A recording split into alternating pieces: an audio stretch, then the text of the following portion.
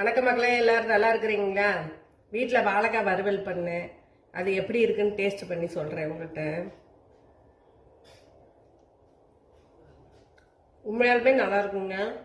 எல்லாரும் காஸ்ட்லியாக மீன் அது இதுன்னு வச்சு பண்ணாங்க. வாழைக்காயில் பண்ணுறப்ப நல்லா இருக்குமா என்னமோ நினச்சேன். ஆனால் சூப்பராக வந்திருக்கு. அது எப்படி பண்ணுறதுன்னு பார்த்துடலாம்.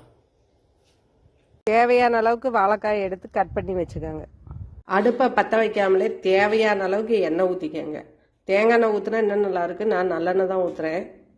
ஸ்பூன் அளவுக்கு தனி மிளகாத்தூள், அரை ஸ்பூன் அளவுக்கு காஷ்மீரி மிளகாத்தூள், கொஞ்சம் மஞ்சத்தூள், இதையும் போட்டு கலக்கிக்கலாம். அடுப்பை பற்ற வைக்காமலே புளி தண்ணி கொஞ்சோன்னு கரைச்சி ஊற்றிக்கோங்க. இப்போ அடுப்பை பற்ற வச்சுட்டு நறுக்கி வச்ச வாழைக்காயும் போட்டுடலாம். இதுலேயே வறுவலுக்கு தேவையான அளவுக்கு உப்பு,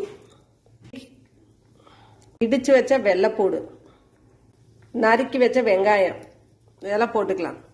தேவையான அளவுக்கு கருவேப்பிலை. வாழைக்காய் வறுவல் ரெடி ஆயிடுச்சு. நல்லா தயிர் சாப்பாடு, சாம்பார் சாப்பாடோட வச்சு சாப்பிட்டோம்னா சூப்பராக இருக்கும். இதை ரெடி பண்ணி பார்த்துட்டு எப்படி இருக்குன்னு நம்ம கமெண்ட்ல சொல்லுங்க. லைக் பண்ணுங்க. நம்ம சேனலுக்கு சப்போர்ட் பண்ணுங்க மக்களே.